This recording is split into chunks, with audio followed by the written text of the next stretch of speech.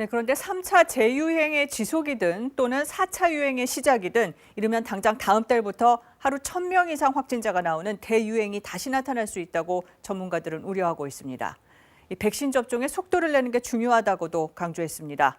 이 전문가들의 얘기 우한솔 기자가 들어봤습니다.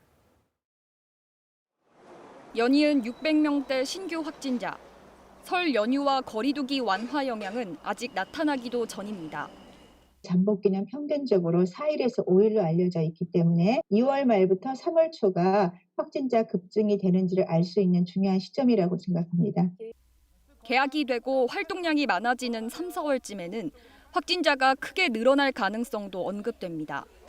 특히 앞선 유행보다 거셀 것이라는 의견이 우세합니다. 유행이 끝날 때쯤에 기존의 환자 규모가 이미 커져 있는 데다 다음 유행이 발생하기까지의 휴지기가 짧아지고 있기 때문입니다. 확진자가 300에서 500명 정도 생기고 있었기 때문에 출발점 자체가 3차 유행보다는 4차 유행이 더 높은 것이죠. 4차 유행이 더 클 것이다라는 예측을 할 수 있는 겁니다. 변이 바이러스의 확산과 일상과 집단을 넘나드는 감염 형태가 계속되는 상황. 결국 가장 필요한 건 백신 접종의 속도를 높이는 겁니다. 효과가 좋은 백신을 빠르게 접종하는 게 가장 효과적인 요소일 거고요. 그거 말고는 결국은 기존의 방역 수단을 호소하는 것밖에 방법이 없다고 생각을 하고요.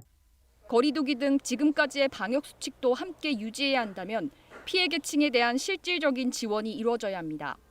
방역 피로를 호소하는 목소리가 계속 커지고 있기 때문입니다. 소상공인이나 자영업자들의 문제를 이들에 대한 지원을 가장 앞서서 해결을 해야 된다. 어려운 점을 끌고 가서는 지속 가능하지 않다라고 생각을 하는 겁니다.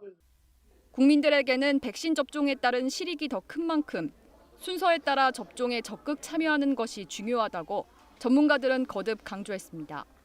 KBS 뉴스 우한솔입니다.